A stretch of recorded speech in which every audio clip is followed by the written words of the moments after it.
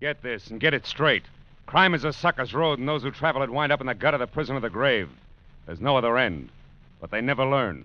This time it was going to be a vacation in the wide open spaces. But a black stallion, a tiny emerald, and a battered horseshoe met a 24-hour delay. It could have been worse, because to the dude from Manhattan, they meant death. From the pen of Raymond Chandler, outstanding author of mystery, comes his most famous character and crime's most deadly enemy, as we present The Adventures of Philip Marlowe.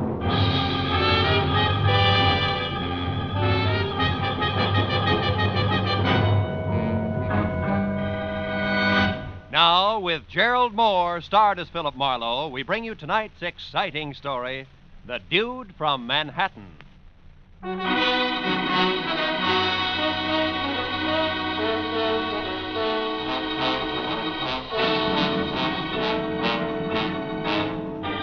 Every so often, life in the city seems to boil down to nothing but noise and concrete, where all a deep breath does for you is to pack more exhaust fumes into your lungs.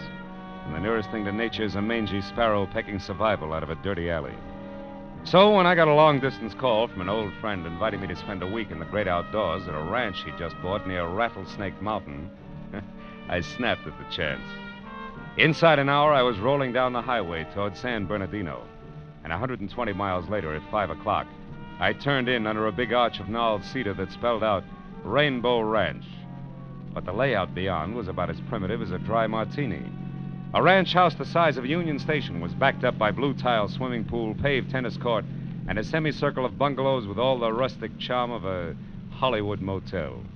I drove on in slowly as a broad-brimmed hat, red gabardine shirt, hickok belt, and hand-tooled boots bounced out the door and ran toward me.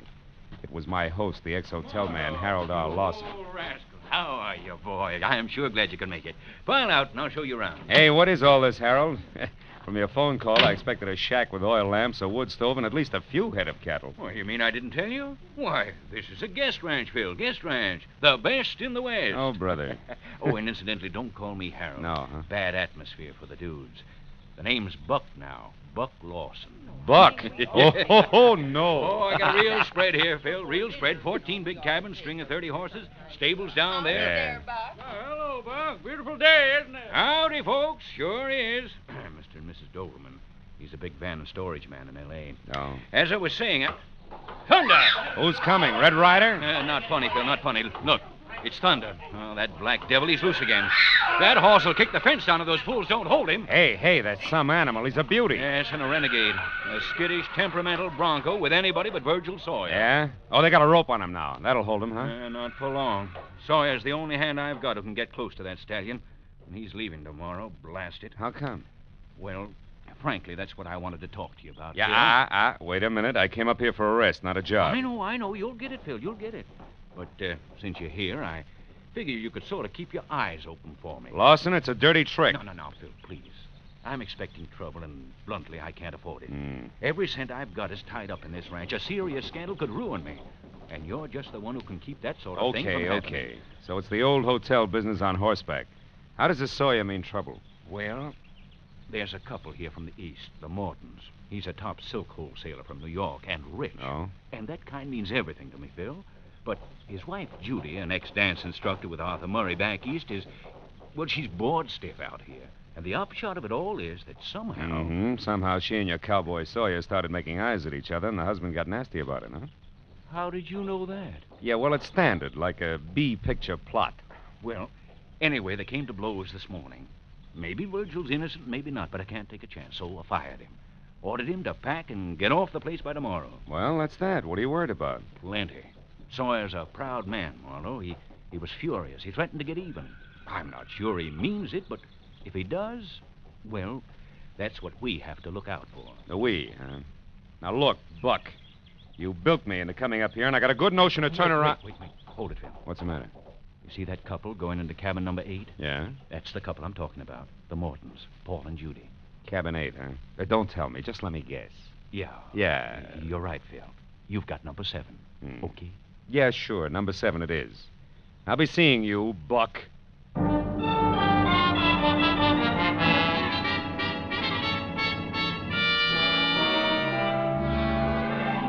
walked up to number 7 and waited for the boy to show up with my bag. Then I started to unpack, but stopped when I heard a riot next door. At that point, sprawling Rainbow Ranch was just a horizontal tenement, nothing more. Well, let me point out a few. Now what are you doing? Shutting the window. Isn't it bad enough to make a fool of yourself in private? You have to make a public scene as well? The voices rattled on for a few minutes, then dwindled off into a long and golden silence that said maybe a peace treaty had been signed. But then a door slammed to number 8, so I peeked out. It was Morton. And from the look on his face, I knew the peace treaty was nothing but an armed truce. I followed him to the big lodge and into the bar, and when he sat down, I took the stool next to him. Well, what'll it be, gentlemen? Scotch and water, no ice. The same, with ice. Well, Mr. Morton, I guess that brands us as dudes, huh? Bourbon's the only drink out west. I wouldn't know, I'm sure. Oh, it's a fact, sure. Hey, that's a handsome ring you got there. And the initials are the same as mine. Those stones are emeralds, aren't they? That's right. Yeah. There's supposed to be 4 of them. One's missing, I see. Is that an emerald, too? It was. Happens to be my birthstone. Oh. Here you are, gentlemen. Oh, fine. Allow me, Mr. Morton. There you are. Oh, thank you, sir. How'd you lose it? Stone, I mean. I don't know. It happened several months ago, and in any case, it's no concern of yours. Now, if you don't mind, I'd just as soon be left alone. Oh, well, that's too bad. Here I was hoping I'd find out all about the silk business. What do you mean by that? Oh, just conversation. You are in that business, aren't you? Of course, but... Hey, who are you, anyway? Name's Marlowe. And just why are you prying into my personal affairs, Mr. Marlowe? Because I got a little free advice for you. Cool off before you start the kind of fire you can't put out, huh? So that's it. That cowboy Sawyer. Mm-hmm. Marlowe, now you're getting too personal. I suggest that you mind your own business. Oh, I'm sorry. Didn't mean to lose my temper that way. Good night. Yeah, it's bound to be. Charming, isn't he? Well, Mrs. Morton, where'd you come from? I was standing over there watching. My husband has all the social grace of a tarantula. Well, maybe you should have looked closer before you made the leap. Oh, that's the wonderful thing about him. Yeah? You're not apt to like Paul much when you first meet him. But once you get to know him, you hate him. Yeah, I'm not sure that's funny. It's not supposed to be. I've been living with him for 6 months now. So jealous it's unbelievable. He wouldn't leave me in New York, oh no. Insisted on dragging me out to this dust bowl with running water. Why a ranch, I'll never understand. He doesn't know one end of a horse from another. Well, with his aptitude, he'll learn. You know, it might be he figured you two might get back together if you had a chance to relax in the open, Mrs. Morton. Mm-hmm.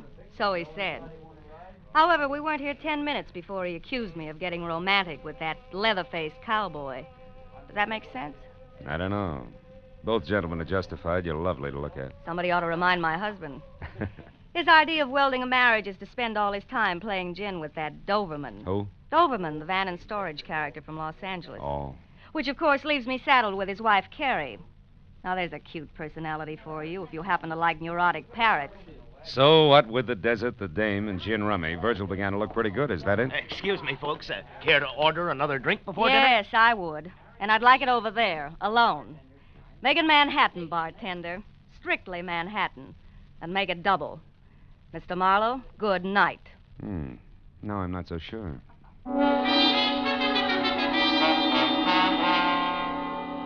It was almost dark when I left the bar and headed down to the bunkhouse where the working personnel of Rainbow Ranch called home.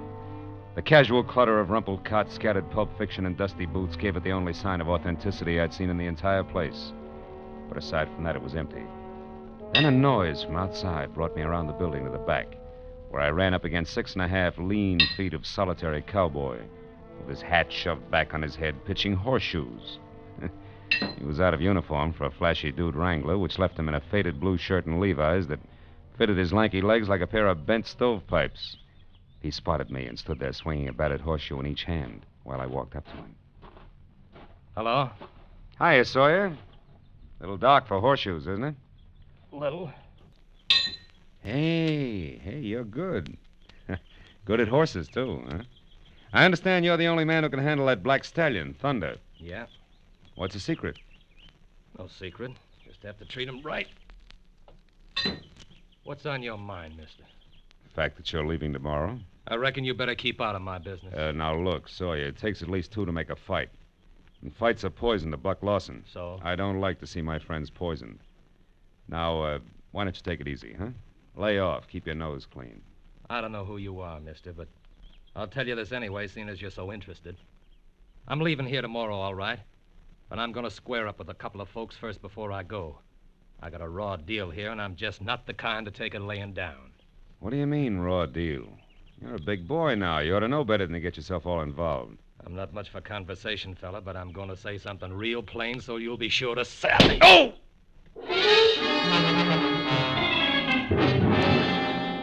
By the time I got myself untangled and back on my feet, the strong, silent fugitive from the old Chisholm Trail was gone. However, my original theory that it takes two to make a fight was still valid.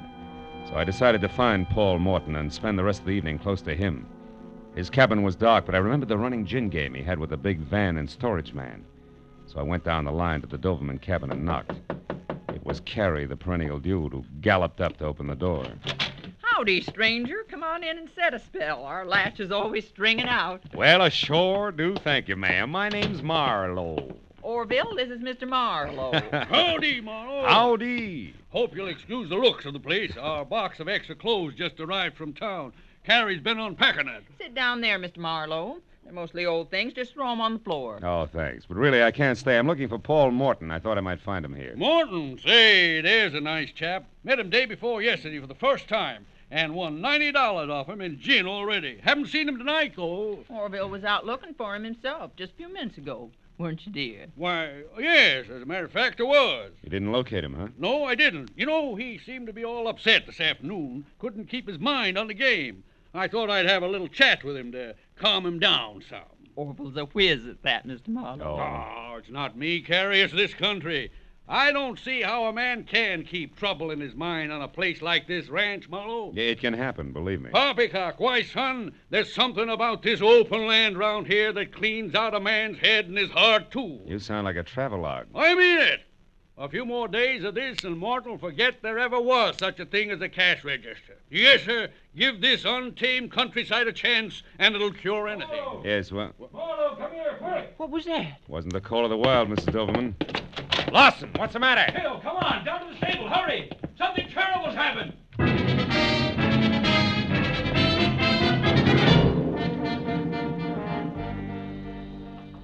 How'd you find out about it, Lawson? One of the boys told me.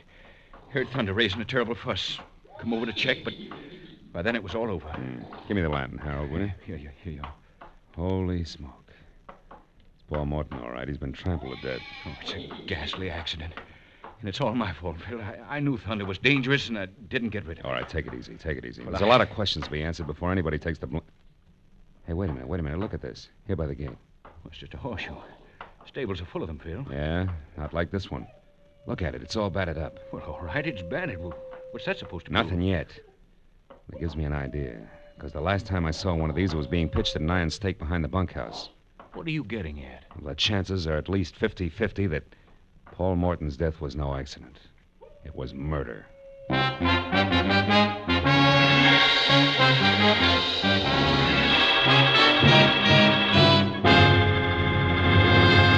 In just a moment, the second act of Philip Marlowe. But first, perfect musical settings for a Sunday before the 4th will be yours tomorrow afternoon.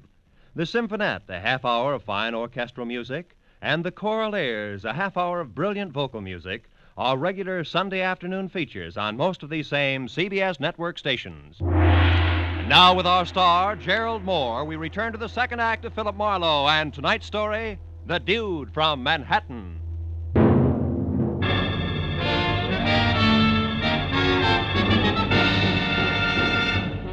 When I labeled Paul Morton's death something worse than an accident, Lawson's mouth fell open and the muscles in his face jerked as his eyes moved slowly from me out to the now quiet black stallion in the corral, who somehow or other seemed to sense the death at our feet.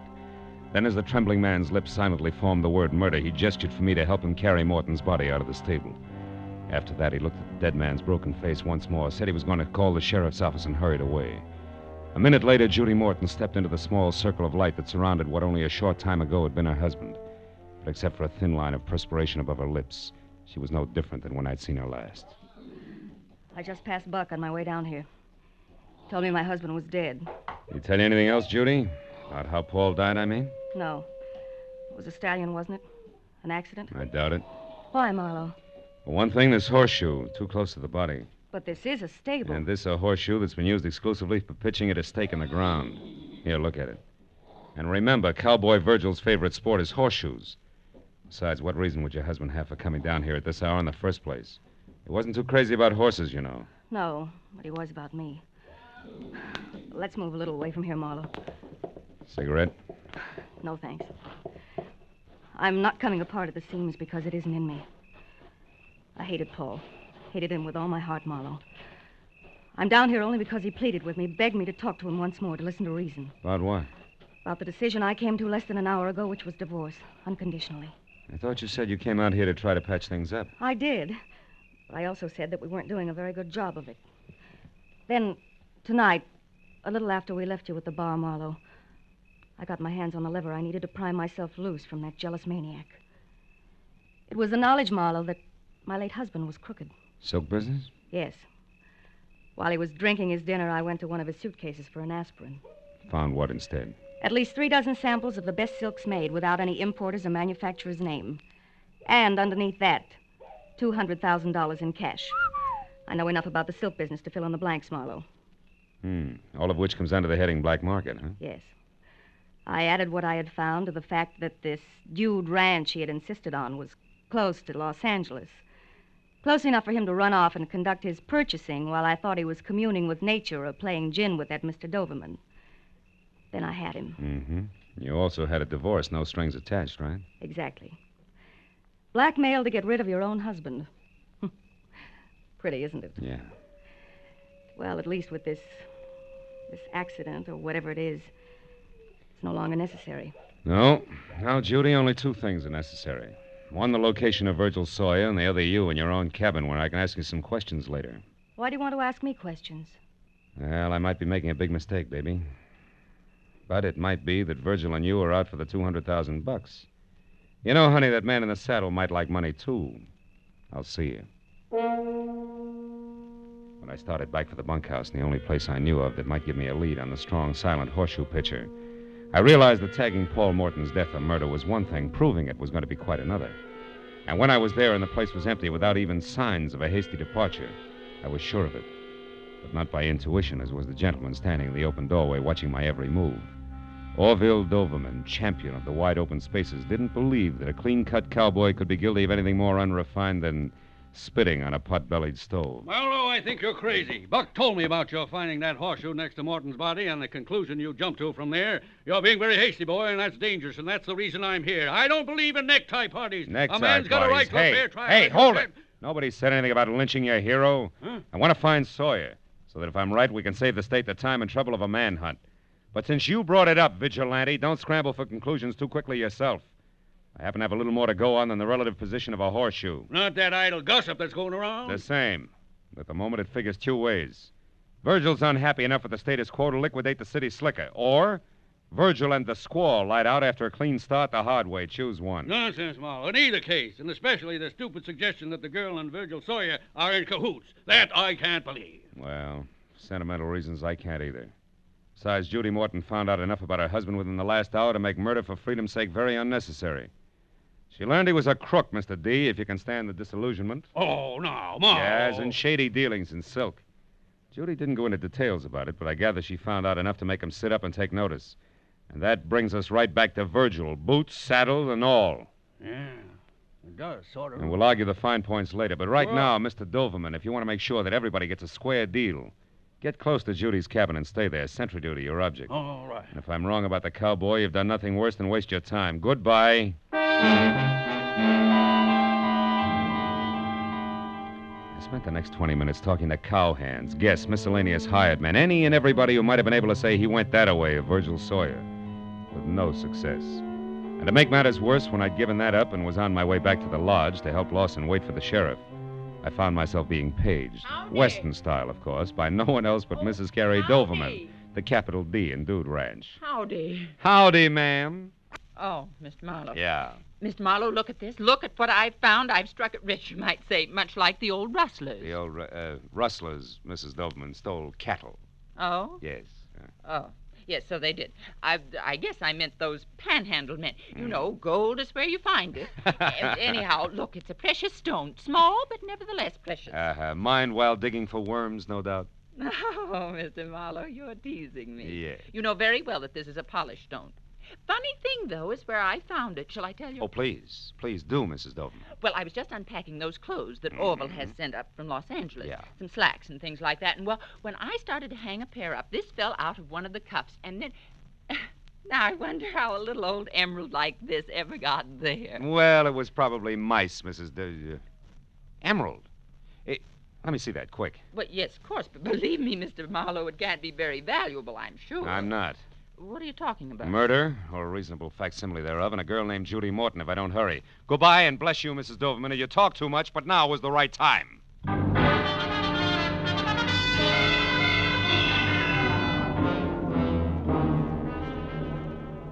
As I ran for Judy's cabin, I didn't know any more about the whys and wherefores of Paul Morton's death than I had before I made small talk with Mrs. Doberman. But I did know that unless Lady named Luck and I were on the same team, the Rainbow Ranch was due for a second corpse. And when I was close enough to the rough oak door, numbered 8, and Orville Doberman, whom I'd asked to stand guard, was nowhere in sight, the full impact of that responsibility sank into where the wingtips on the butterflies in my stomachs were scratching at my hip pocket, until I moved in still closer, and there in the light of a single lamp that was halo enough for me, I saw the girl from Manhattan, nervously lighting one cigarette from the end of another. But more important, very much alive. I didn't bother knocking. Marlowe, what are you doing here? What am I doing here? Honey, I'm uncrossing fingers and toes alike.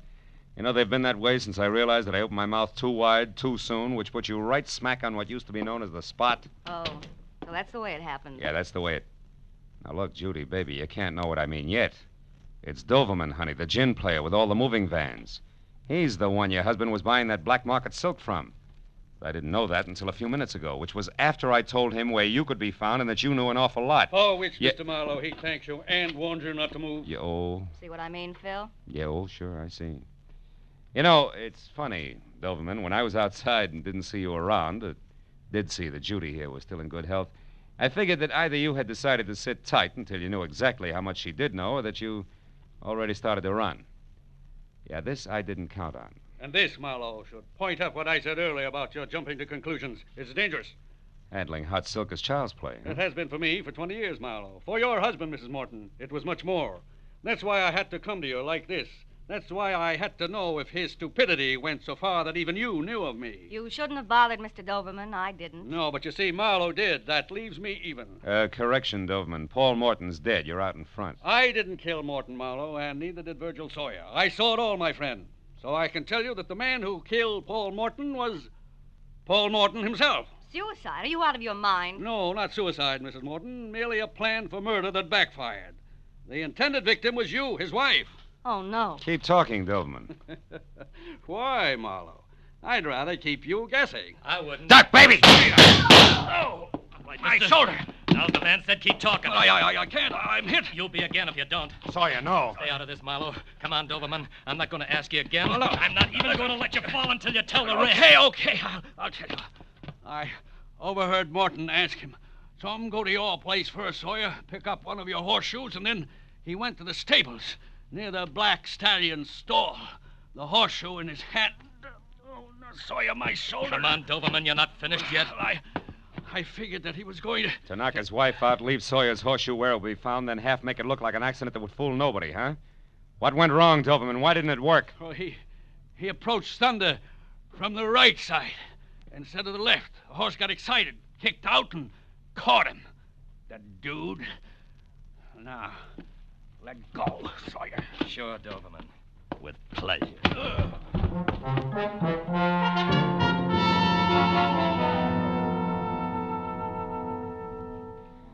It was a slow but steady 2 hours of first aid and questions and answers mixed with a San Bernardino deputy sheriff who couldn't quite get over it before Orville Doberman was on his way to a hospital that featured barred windows.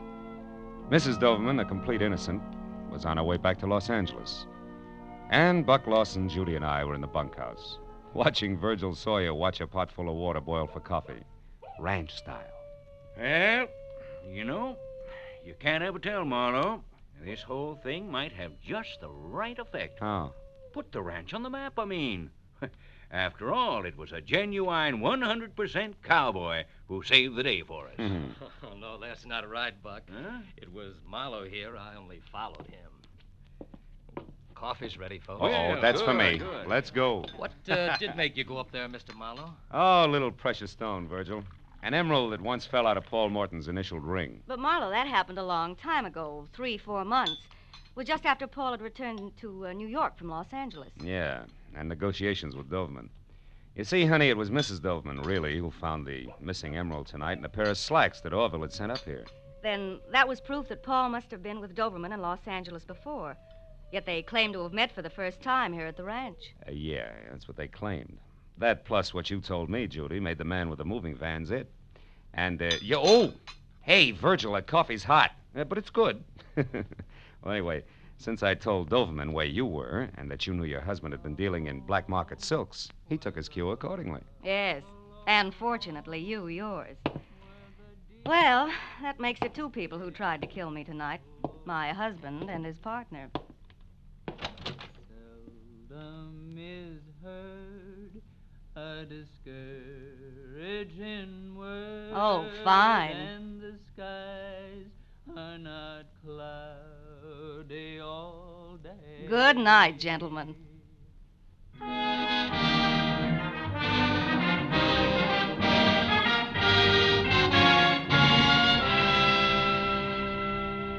Virgil Sawyer made good coffee and lots of it. So another hour went by before we finally broke up, and I was outside smoking a cigarette and strolling toward my cabin in the start of a vacation that already had been postponed too long. But halfway there, I stopped at the sound of raised voices ahead of me.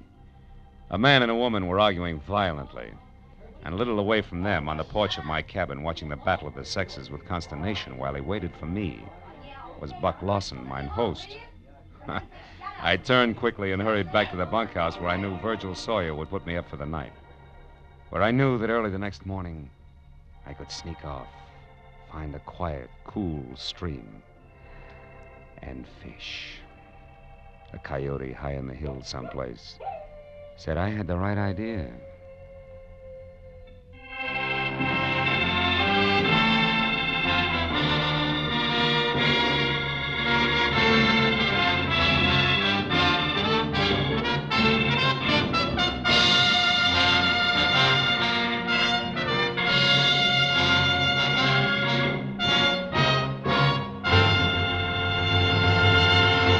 The Adventures of Philip Marlowe, bringing you Raymond Chandler's most famous character and crime's most deadly enemy, star Gerald Moore, and are produced and directed by Norman MacDonald.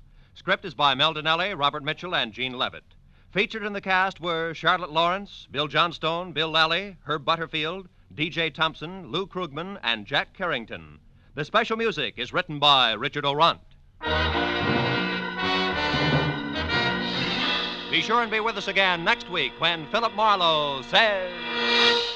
I went from a mansion in Bel Air to a cheap flat in Southgate, looking for a girl with a secret, who a man in a pork pie hat, a wise-cracking secretary, and a fat corpse didn't want me to find, but who I found anyway, because of the quiet number.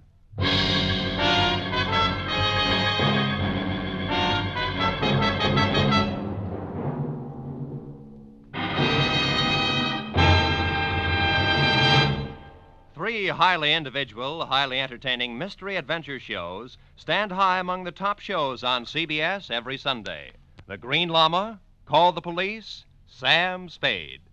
Go adventuring with them every Sunday when they come to you over most of these same CBS stations. This is Roy Rowan speaking. Now, stay tuned for Gangbusters, which follows immediately over most of these same CBS network stations.